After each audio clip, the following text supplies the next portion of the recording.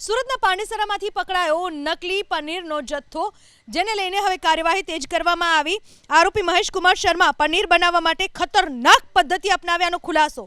સામાન્ય રીતે પનીર બનાવવા માટે ક્રૂડ ગ્રેડ એસિડનો ઉપયોગ થતો હોય છે, પરંતુ આરોપી મહેશ કુમાર શર્મા પનીર બનાવવા માટે ઇન્ડસ્ટ્રીયલ ગ્રેડ એસિટિક એસિડનો ઉપયોગ કરતો હતો, જે લોકોના સ્વાસ્થ્ય માટે ખૂબ જ હાનિકારક છે।